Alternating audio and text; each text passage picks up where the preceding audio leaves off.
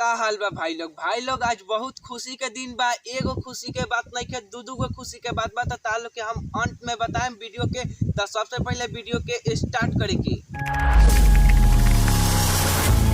तालो के बता दी कि 2 दिन पहले खेसारी लाल के टीम और पवन सिंह के टीम बनारस मार करे गई रहे लोग। मार तो भइल ना, लेकिन एगो बहुत बड़ा कांड हो गए। कांडी भइल बा कि विशाल सिंह विवेक सिंह के कॉल रिकॉर्डिंग ए घड़ी बहुत ज्यादा ही वायरल चलता था। का बा ओकर असली राज की हम आज तालो के बताए ला बानी। पहले तू लोग हाई वीडियो क्लिप देखा लो।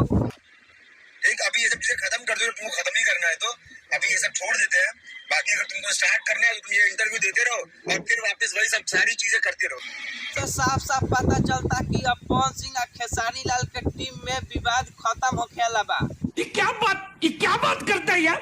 खत्म होखेला बा तो रिकॉर्डिंग तो तू लोग सुन ले लोग देख ले लोग। आज जीता जगता है वीडियो के जन देखनी है ई प्रमाण हटे कि अब विवाद खत्म होखेला बा। अब विवाद ज्यादा देर तक ना चली।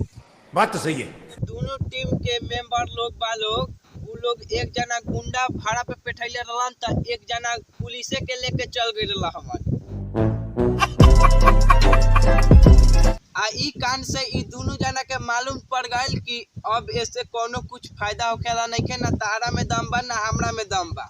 भलू कभी विशाल सिंह कहता रहन कि हम पटना आयला बानी तब पटना में मार करे के बाद आ जाइए लोग। लेकिन अब हमारा हिसाब से लगता कि अब केहू के कुछ ना होई। अब विवाद खत्म होगी। अपन खेसारी एक साथ अब फिल्म करिहन, गाना करिहन। यह रहे आज के खुशखबरी। तालो के वीडियो पसंद है तो वीडियो के लाइक कर लो, चैनल के सब्सक्राइब कर लो। जितना ही वीडियो के शेयर करे के बाद उतना कर दो। काहे कि पवन सिंह और खेसारी लाल में विवाद खत्म होखेला बावे।